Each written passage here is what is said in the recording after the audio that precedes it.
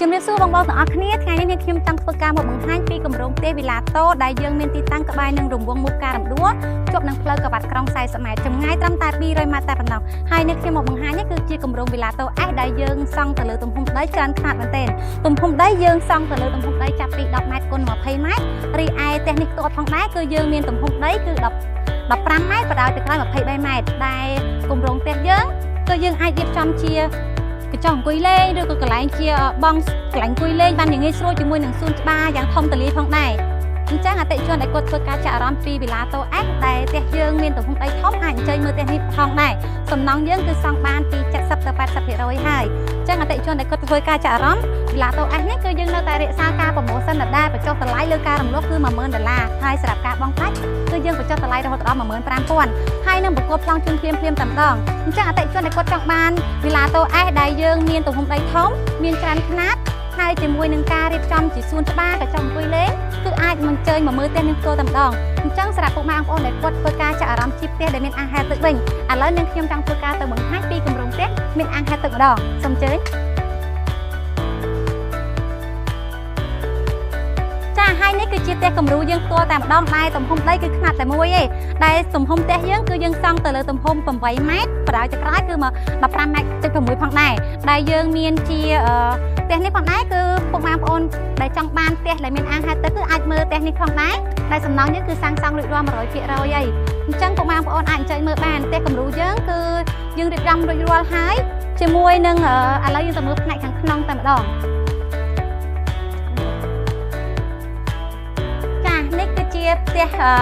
អធិស្ឋាននេះគឺជាបន្ទប់ទទួលភ្ញៀវដែលពុកម៉ែបងប្អូនក៏អាចរៀបចំជាសាឡុងអង្គុយលេងយ៉ាងធំទូលាយជាមួយនឹងផ្នែកខាងមុខនេះវិញគឺជាបន្ទប់គេងទី1នៅក្នុងបន្ទប់គេងនេះគឺយើងមានជាបន្ទប់ទឹកមួយដាច់ដោយឡែកផងដែរហើយពុកម៉ែបងប្អូនក៏អាចរៀបចំជាដេគ័រក្រេគេងហើយសម្រាប់ផ្នែកបន្ទប់គឺយើងមានការរៀបចំជាបង្អួចដើម្បីឲ្យពន្លឺចេញចូលមកផ្នែកបន្ទប់គ្រប់គ្រាន់ផងដែរ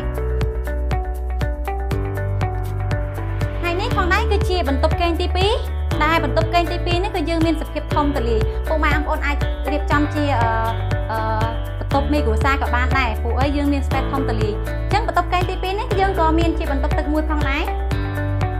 ហើយចេញមកផ្នែកខាងនេះវិញគឺយើងមានជាតុទទួលទានអាហារដែលយើងអាចរៀបចំជាបានសមាជិកជាច្រើនអ្នកផងដែរ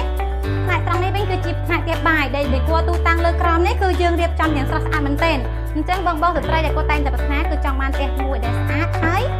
មានការរៀបចំជាផ្ទះបាយយ៉ាងអនាម័យហើយនិងស្រស់ស្អាតផងដែរអញ្ចឹងវីឡាតូ S នេះគឺយើងមានការរៀបចំជាកញ្ចក់ជូនតែម្ដងណាឥឡូវយើងទៅមើលផ្នែកបន្ទប់គេងខាងក្រោយនេះគឺជាបន្ទប់គេងមេគ្រួសារដែលខាងក្រុមហ៊ុនគាត់រៀបចំជាទូតាំងសម្អាងជាមួយនឹងទូតាំងសម្លៀកបំពាក់ជាមួយនឹងទូតាំងទូរទស្សន៍ហើយបន្ទប់គេងនេះយើងក៏មានជាបន្ទប់ទឹកមួយផងដែរ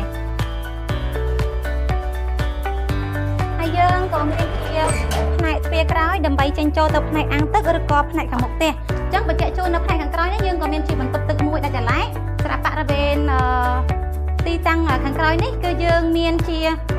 space សម្រាប់ចេញចូលទៅផ្នែកខាងមុខឬក៏ចំហៀងទៅអាងទឹកបានយ៉ាងងាយស្រួលផងដែរអញ្ចឹងអតិថិជនដែលគាត់ធ្វើការចាប់អារម្មណ៍ចង់បានផ្ទះដែលមានអាងហែលទឹកឬក៏ចង់បានជាផ្ទះដែលគ្មានអាងទឹកក៏បានដែរអញ្ចឹងយើងធ្វើតាមតម្រូវការជូនតែម្ដងហើយខាងក្រុមហ៊ុនក៏មានការរៀបចំជាកញ្ចក់អង្គុយលេងអញ្ចឹងបងប្អូនដែលគាត់ធ្វើការចាក់អារម្មណ៍ចង់បានជាផ្ទះលំហែឬក៏ចង់បានផ្ទះស្នាក់នៅជាប្រចាំថ្ងៃអាចអញ្ជើញមកកាន់ការិយាល័យបរិយាអចលនទ្រព្យស្នៀងអង្គរដែលយើងមានទីតាំងក្បែរនឹងរង្វង់មុខការរំដួលអញ្ចឹងសម្រាប់ការប្រម៉ូសិនយើងនៅតែរក្សាដដែលអញ្ចឹងអតិថិជនរុនឡើងការប្រម៉ូសិនមានកំណត់អញ្ចឹងចំនួនផ្ទះយើងក៏សល់តិចផងដែរសម្រាប់ពុកម៉ែបងប្អូនដែលធ្វើការចាក់អារម្មណ៍អាចអញ្ជើញមកកាន់ដោយការិយាល័យផ្ទាល់ឬក៏ធ្វើការទំនាក់ទំនងតាមលេខទូរស័ព្ទ096 9195 និង078 27 9សូមអរគុណសូមជម្រាបលា